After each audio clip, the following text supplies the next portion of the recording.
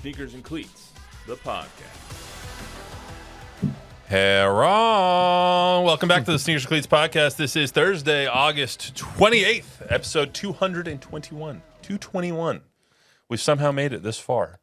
How are you, Chuck? I'm doing well, Matt. How are you doing? I'm doing fantastic. I told Chuck this is maybe the first time I've ever seen him wearing a hat.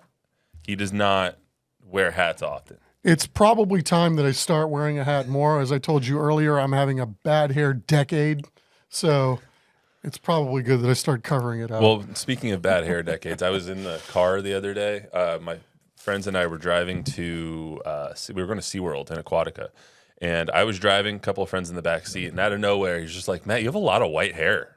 Like, okay, jerk, that was unnecessary. It's true, but I don't need you to tell me about it. I don't see. It's all on the sides. It's covered by the. I think gray hair is cool as hell, man. I love gray hair. I wish I had more gray hair. Yeah, it's just it's an unfriendly reminder of where things are going. I don't mind the gray hair. My grandfather had a full head of hair. I had two grandpas, obviously. One of them was bald by the time he was 50, and the other one had a full head of hair until he died. But they went prematurely gray. They were gray by 40. Yeah, but now I'm getting bit in the ass about it. Like, We're seasoned, as Sean Elliott would say. we're seasoned. Yes. All right. Well, enough with the Many season. seasons. Enough with the seasoning here. Subscribe to the YouTube channel, both News 4 Fox SA, download, rate, review the podcast version wherever you get your podcasts, if you are so inclined to do so. We got a lot going on, as we usually do. College football getting going in earnest today. Obviously, we had the appetizer last week with Kansas State and Iowa State with the top 25 matchup, but we have matchups galore this week, including some huge ones for some Texas schools. UTSA playing Texas A&M on Saturday at 6:30. And then the big one, obviously, that everyone's talking about is the Longhorns traveling to the shoe, to Columbus, to take on Ohio State. We'll get Bob's take on that, since coming from our resident Ohio State fan Love me some Ohio State. over here. He's got a brown sweater on. Might as well just put an L on there. So we'll break down those matchups, as well as give our thoughts on the full slate of college football. Plus, Chuck and I are going to make our playoff rankings, our playoff predictions, I should say, as well as who will win the national championship. Plus, I want to give some shout outs to some local kids here in San Antonio that are from this area or around South Texas that made some some NFL rosters, NFL practice squads, including one guy that's very close to all of us here. And we'll probably give a shout out to tonight on the broadcast at TNL, Rashad Wisdom making the 53 in Tampa Bay. So good for him. And then last but not least, it wouldn't be a podcast nowadays if we didn't talk about Micah Parsons, who apparently has a huge offer from the Packers to try and acquire Micah and bring him to Green Bay. And I know that Chuck is eagerly interested in that as our resident Packer fan on this set. So Would be nice. First and foremost, though, area code 221. Area code 221. Anyone have a guess? I have none. Give me a guess. Give me a guess. Somewhere in the U.S. Paducah, Kentucky. Paducah, Kentucky. Is there such a place? Is Paducah in Kentucky? I have no idea. I have no idea what you're Bob, talking help me about. out. That's kind of in your neighborhood. I have no idea what 221 is. Fun fact, it is unassigned. It is not actually any part of the U.S. Okay. Wait, there's area codes? Allegedly, according to the AI overview on Google. Wow. I did not know that, but it That's says pretty cool.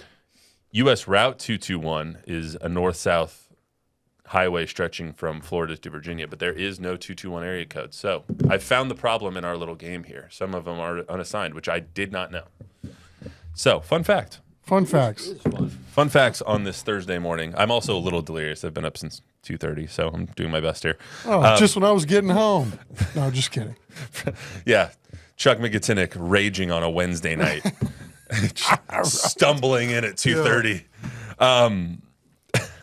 Let's talk UTSA and A&M first. UTSA is 23.5-point dogs in Kyle Field at College Station. Over-under is 56.5. That number has come down a little bit. Both of them have. Actually, the over-under has crept up. The spread has crept down a little bit, come down to 23.5. I think I saw it as high as 25.5. So people betting on the Roadrunners to go into and give A&M a little bit of a game or maybe a backdoor cover. What are your thoughts as our resident A&M savant over here, since your children went there or child went there? Two childs. Two childs. It's interesting to have seen what that spread started, right? It was 21 forever, then it jumped up, and now it's moving back down. So I think they're getting closer to where it probably needs to be. As you can see that there are obviously more people starting to get in on the action. I don't know how to read this other than broad scope. When is the last time A&M ever won a game by that many points? Fair. So, there's a lot that goes into this, right? I believe Elko is going to really take this team to another level, or this organization to another level. They've got 15 guys coming back from last year's team that are starters.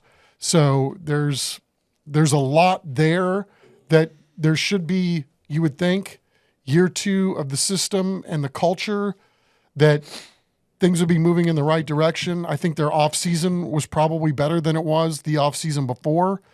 A&M's one of those teams, I think early on, a lot of people were sleeping on in the SEC, but now it seems like in the last 2 or 3 weeks, when people have had a chance to really deep dive and look at what they have, that maybe they're starting to give them a little more preseason respect than they were getting.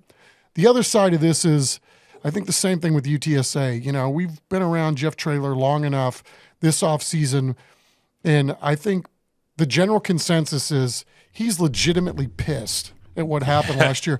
And I'm trying to really figure out why, because I think there were a lot of subtle culture victories last year, even in the midst of when they were banged up. There's somebody banging their knee over seriously, here. Put him Bob on the just IR. banged his knee on the desk. It hurts a little. And you were at the UTSA luncheon. You walk around the room and you see those guys with just jerseys on. It wouldn't have been that long ago that Texas A&M would have eye tested, if that makes sense. Yep. A squad like UTSA. Those days are long gone, man. There are NFL-sized dudes there. You got to like what they did inside the transfer portal. I like that they're playing with a little angst. So, I don't know if they could pull off an upset that monumental, but I sure do like the point spread where it's sitting at. It's odd watching a game in Kyle Field, because anytime anything goes wrong, you can feel the air go out of 108,000 people. Their fans literally roll play to play, and the sky is falling or we're going to the natty on each single play. So if UTSA can do some things early, they might have a chance to make that thing interesting. Let's hear from both coaches, Jeff Traylor and Mike Elko. You just hope you can hang around with them as long as you can.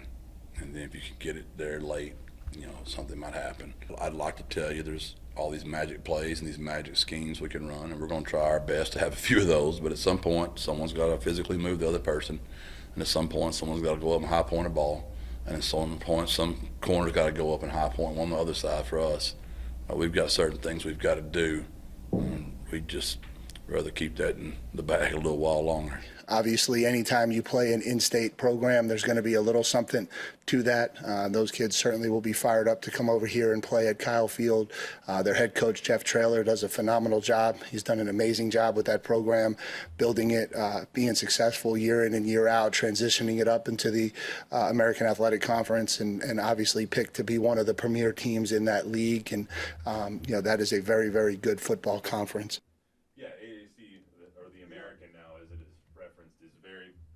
Thank you. Sorry. I didn't unmute us. I was so excited to talk.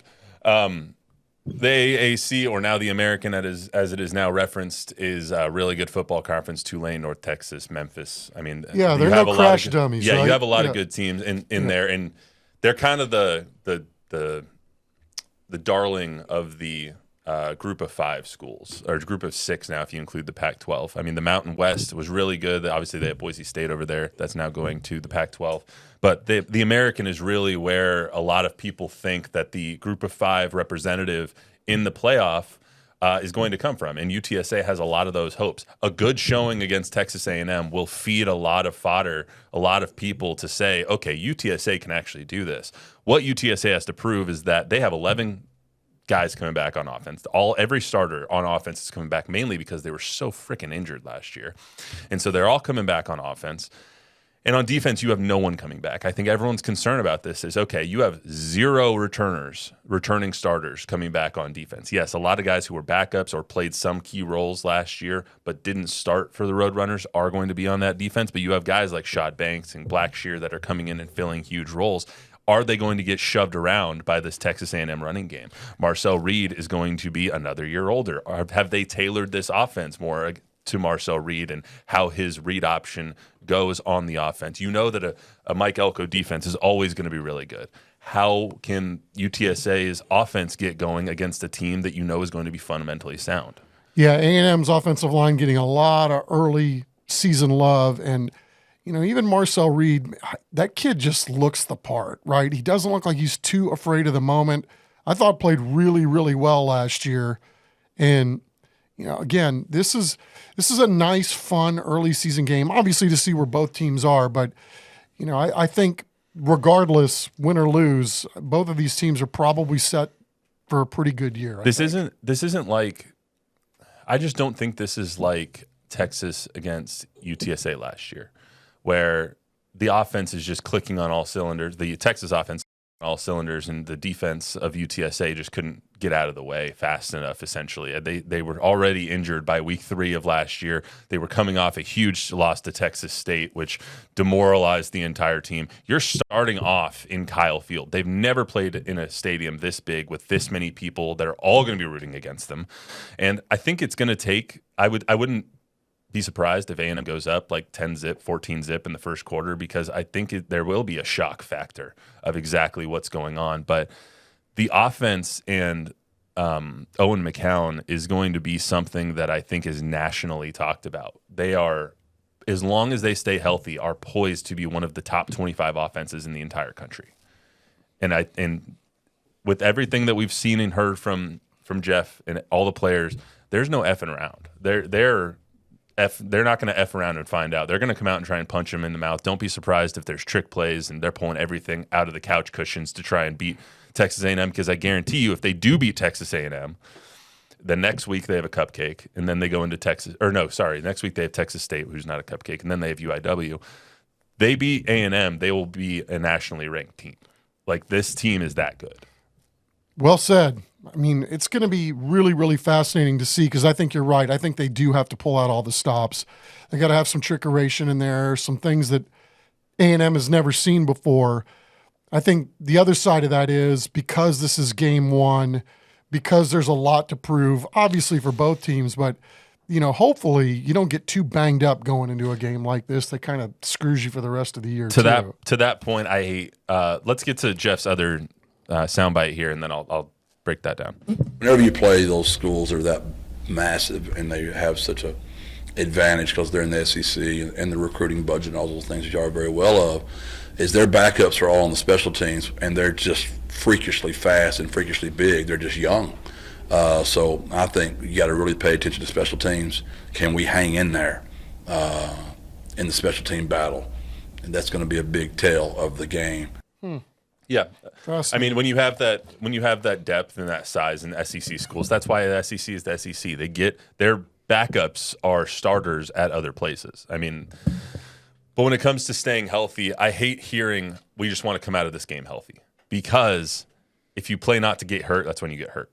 And so I hope that UTSA isn't scarred from last year in the sense of, God, we just want to get out of game 1 with all of our bullets still. You know what I mean? Mm-hmm. That would be a shame if that was the mindset. And we've heard that from Jeff already. So that makes me a little bit hesitant. But if you gun to my head said, Matt, bet an amount of money that matters to you on this game, I would take UTSA plus 23.5, because that's too big of a number. The Texas A&M seems to always play with their food on most occasions. And UTSA, I think, has a fire lit under their ass this season to try and right the wrongs from last year. Yeah, I mean, as much as I think of A&M's football team and what it could be, there's a lot early on, I think, that they have to overcome. And I mean, I think that point spread's a telltale sign, right? It is a lot.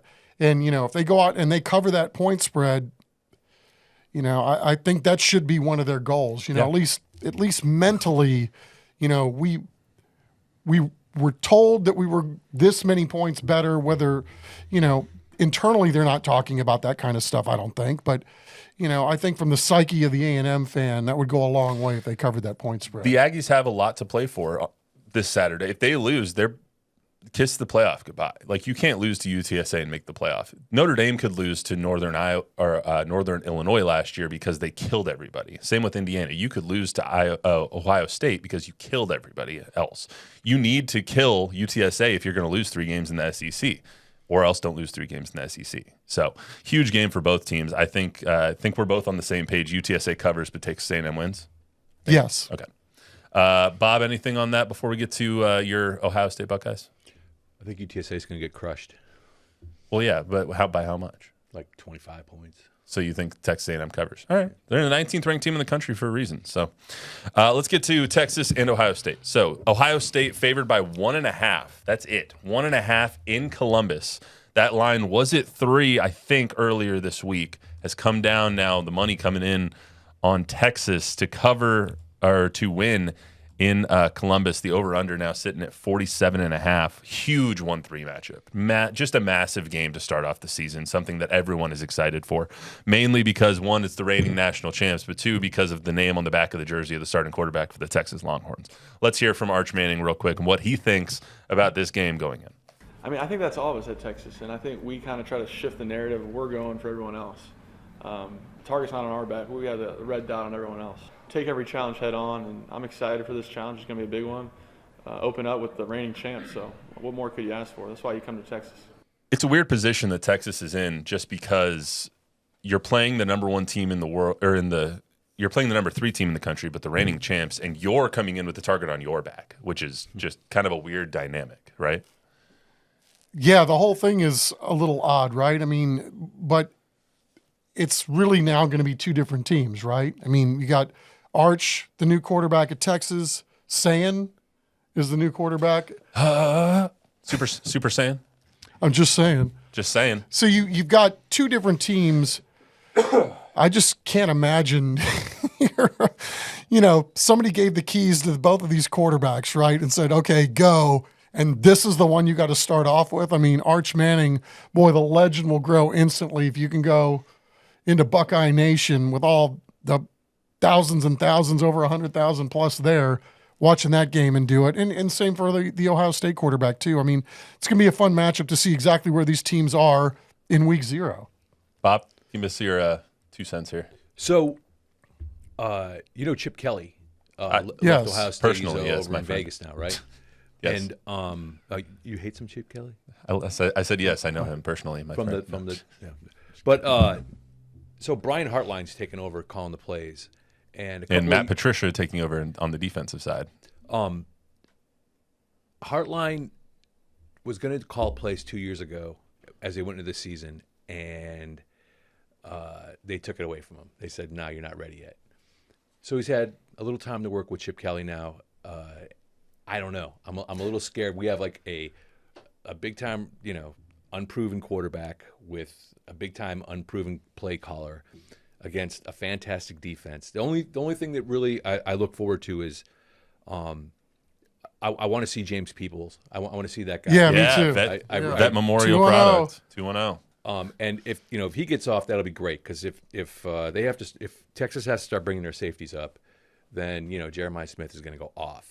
They did a great job of containing him in their game last year, but if you can't one-on-one him, and if they can get over the top, Ohio State can get the win. But look, it's going to be close. It's going to be tough. I'm not saying they're going to win. I'm saying it's going to be a close game. That's all I know. I think it's a 23-20 game, and I think Texas wins just because of this. Both teams got gutted by the NFL draft, especially on offensive and defensive lines.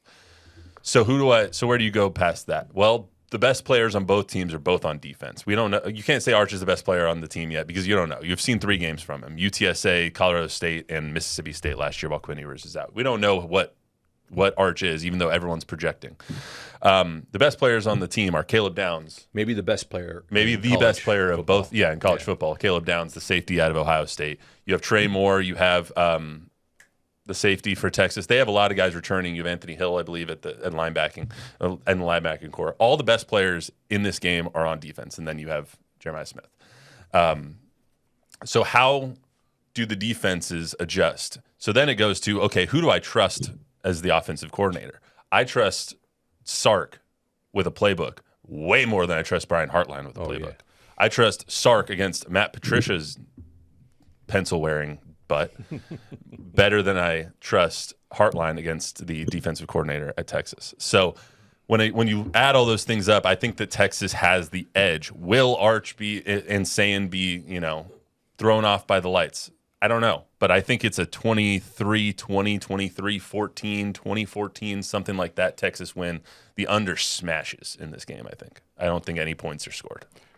I think the thing that benefits Texas the most is that Arch has started games, and that's got to mean a little something, right? Going into a game like this, it's not like he's going to be taking the field for the first time and somebody says go. It is that now he's definitely the guy. He doesn't have to worry about backing anybody up. So I don't really know how to see this game, honestly. It's just, the thought of Ohio State losing a game one at home, I don't care what the magnitude is, man, that's a hard one for me to get past. I don't care who's playing quarterback for them or not playing quarterback. I think the game matters for the playoff in the sense of if either team gets blown out, it's really going to be held against them.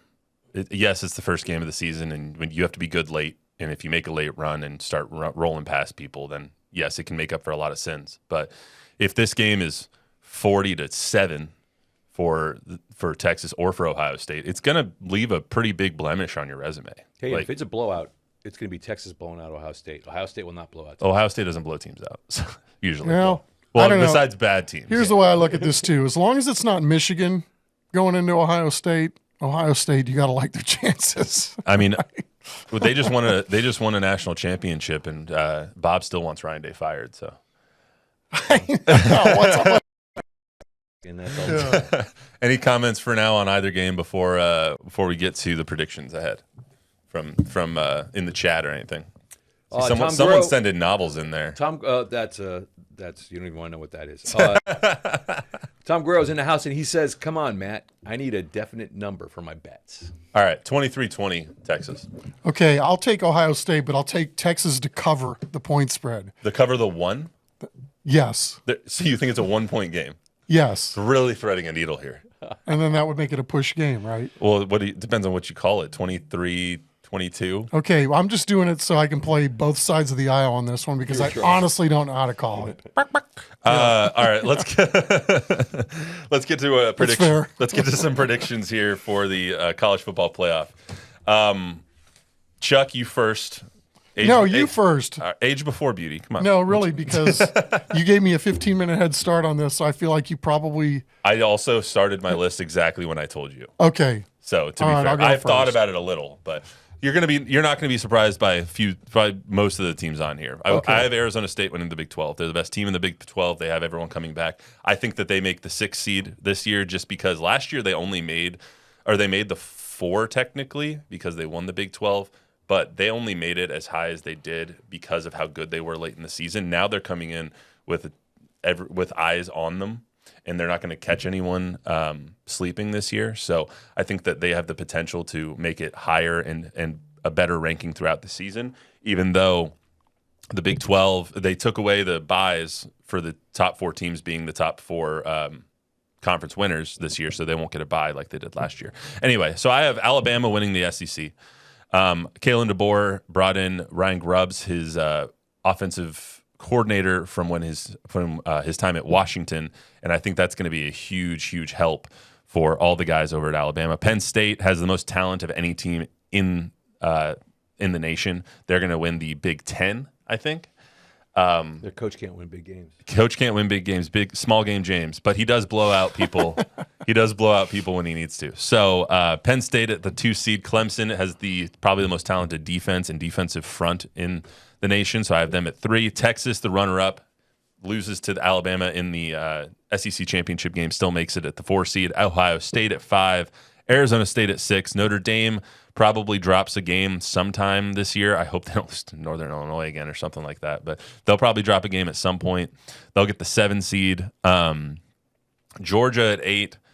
I have LSU at 9. Oregon at 10. Oklahoma at 11. I'm very high on Oklahoma. Their win total started at 6.5, and then I think it's crept all the way up to 8.5. John Mateer comes in from Washington State. Has ties to Oklahoma. They brought in Washington State's offensive coordinator as well. So instead of him having to learn a whole new offense, the whole new offense is having to learn the rest of the team. So I like that synergy for John Mateer. John Mateer has a good chance of being a Heisman hopeful. You don't have any smaller schools in there, and then UTSA is my 12th. Oh, nice. Is my 12th seed. So got my eye on them too. I swear I'm really, really high on UTSA. I think that this is the year that they go 11-1 with the one loss being Texas A&M, and winning the American and getting into the playoff, and then ultimately getting trashed by Ohio State. But that's just what's going to happen. I think that UTSA is a live dog this weekend. I think there's a chance they beat Texas A&M. I really do. But the problem with that is if you beat Texas A&M, you have Texas State coming in next week, and that's always a rivalry game. So I hope that if they do beat Texas A&M, they don't, rest on their laurels and lose that game next week to Texas State. But those are my 12, and then ultimately I have Penn State over Bama in the game. I think big game James, small game goes to big game James, and 2 back-to-back, or actually that would be 3 back-to-back Big Ten national champions. What's the quarter? Allard? Drew Aller. Yeah, that kid's good. He is good. He's going to be, and if that happens, he's probably going to win the Heisman. He's probably going to be the number 1 overall pick next year. So, okay, in no particular order, I'm going to go with South Carolina. Okay, there's one SEC. A sleeper. SMU. Okay. Michigan. ACC, Big Ten, Independent, Notre Dame. I got your squad. Forks up, baby. Texas, Clemson, Ohio State, LSU, Oregon. I'm going to sneak in with Texas Tech. So 2 Big 12 teams in there. That would be interesting. I thought about that. I thought about Utah. I'm not a huge high on Texas Tech. They spent, $25 million on this roster, getting every 4-star there was. They recruited more 4-stars at Texas Tech this year than the rest of the Big 12 combined. Wow. Gotta like it. And they were a field goal, 1-possession game away from playing in the conference title game last year. Yeah, didn't they barely beat Abilene Christian in the first game of the season last year? I got Penn State. There you go. And I got my eyes on Texas State and or James Madison. James Madison could do it because they play a cupcake of a schedule. Well, that's some of this, right? I mean, like if you look at Texas Tech's schedule, it's the old strength of schedule comes into play, and when you say stuff like that, it demeans the other teams, and I certainly don't want to do that. But if you're looking for at this point in the season where chips could fall, I mean, it's the same thing with Texas State. I mean, there's some games in there. Obviously, they're going to be tested inside the division, the Troys of the world. Mm-hmm. But I don't know, man. Something tells me GJ's sleeping, and we're sleeping on GJ again when we should not be. I'll demean the other teams. The James Madison's conference sucks. Liberty is has the highest odds. I think highest odds are in the top 3 of odds of group of 5 teams to make the college football playoff because they play a trash schedule. There's a really good chance they go 12-0. I think that their over-under on their win total is 10.5. Like their schedule is just horrible. And we saw a couple of years ago when they went up and played Bo Nix in Oregon, and I think it was the Fiesta Bowl, and they got beat 60-7 because they just play nobody at all ever. So like those teams like James Madison has a weak schedule. Texas State plays in the Conference USA. Hopefully they the Sun Belt, and hopefully they start getting a better schedule when they go to the Pac-12 next year. But it's hard to put teams in that don't play anybody.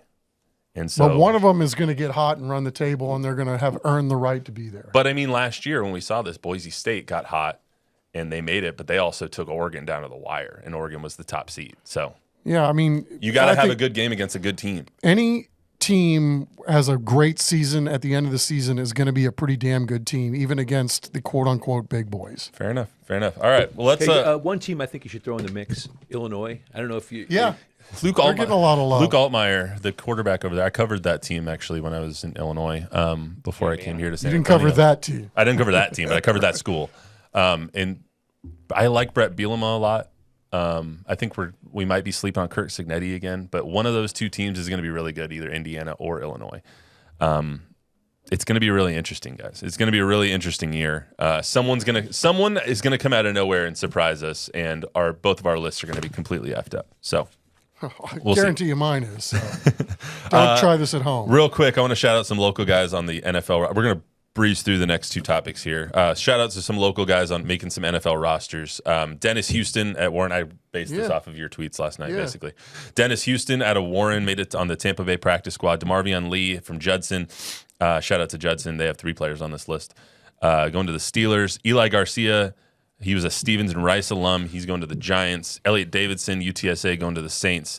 Sam Ehlinger, Texas quarterback, going to the Broncos. He actually churned down other active roster spots to be on the practice squad in Denver, which was really impressive and says a lot about what the Broncos are building over there. Shout out to the Broncos. Sincere McCormick makes the 49ers practice squad after missing out on the Raiders. He's from Judson, UTSA. And then 2 quick minutes on Rashad Wisdom. What Rashad Wisdom has done to make the 53-man roster in Tampa Bay. Shout out to UTSA and Judson alum. He was the lifeblood of a lot of UTSA teams, and he did everything necessary. And I love seeing good things happen to good people, and you don't get better than Rashad and his family. And 100%. And I mean, honestly, I think anybody that knows that young man, not surprised by any of his success. It was like, if you open the door or give him an opportunity, you can't play at a school like UTSA or any school and have the resume that guy had, right, and not be, to me, considered a pro prospect. You know, he always heard he's too this, he's too that, too small, too slow, whatever. Well, the biggest thing he could control was too slow. So he trained like a dog before he went to the league a couple years ago and got to the point where he was running a really good 40 time. And, you know, these guys at the next level have to see that, right? They have to know that you are at least functional against other players in terms of how you run a 40, because I don't care how good you are, if you don't have certain measurables, it will not translate to the next level because you're physically not ready to go. Well, he trained and trained and trained, got his 40 time. You know, Ben Sims with the Packers, same thing. Mm-hmm. They all said, oh, we like everything about you. You're just too damn slow. Well, he worked on that, and, you know, now Ben's getting ready to go into year 3. So, you know, Rashad's a worker. He wanted this. It's who he is. He's got a next level brain and can see down the road and put himself in these positions. So yeah, I'm just glad everything has worked out, and he's basically brought the NFL universe to him. He made it happen, and you got to love it. And then, you know, Josh Reynolds too, sticking yet another year. So, you know, there's a reason these guys have talent, and obviously they've worked to put themselves in a position to call themselves NFL football players on the 53-man roster. Nothing I can add to that. So congratulations to all those guys that are sticking around in the NFL for a long time. Real quick, is Micah Parsons getting traded? There's a bunch of rumors going around right now that the Packers threw out 2 firsts, a second, a sixth, and a $45 million per year contract to Micah Parsons. And you have somebody, I saw another article, and I should have written it down where I saw it, that the Cowboys, despite the public posturing that they are not trading Micah, are now open to listening to trade offers. So do you think that that Micah gets traded? In my heart of hearts, I don't want to believe it, right? And I said this the other day too, it's like I can't imagine it's going to get to the point where he's going to end up missing games, right? They're going to figure something out. But here we are, you know, it's almost too late to think that he would be a game ready for game 1, right? I mean, because it's not just, you know, a matter of being in shape and all that. I'm going to assume that he probably is, but it's how do others play with you when you're on the practice field? Also, it's football shape. It's right. Different. 100%. But I mean, even the fact that you know, there's 10 other guys on the field with you, and there's something to be said about you can't just plug in, or you're not going to get everybody's best if he literally is walking off the street and then we say go, right? I mean, there's too many variables. So I don't want to think that it could possibly happen because of how much he actually means to this football team. But, you know, I don't know at this point. I mean, now we're hearing that there's some other posturing going on that he's going to go get his back looked at again. So now is he trying to get paid while if he's trying to force his way onto an IR situation where that gives him another month to negotiate. I have no idea what the hell's going on, but it just doesn't seem to make a lot of sense to me that we could get to this point and not have a deal done, right? Or that he's not going to be back on the field. So I don't know. Stranger things have happened, obviously, but I really don't know to what point truly this is degenerated to. You know exactly how this is going to end.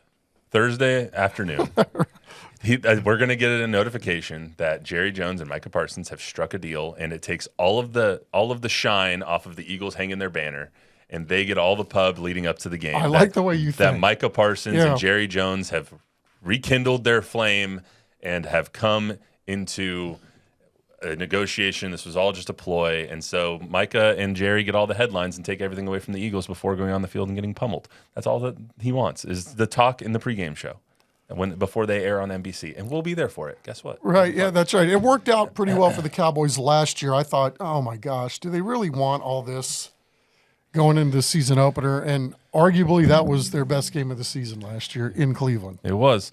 Shout out to everyone. Shout out to everyone listening and watching today. Tune in tonight to the CWSA where we have Johnson and Judson kicking off our 17th season of Thursday Night Lights. Presenting our sponsor now, Little Caesars. Little Caesars Thursday Night Lights presented by the Gomez Law Firm. We'll say that a lot over the next 11 weeks. It's going to be a lot of fun. Chuck and Don will be on the call.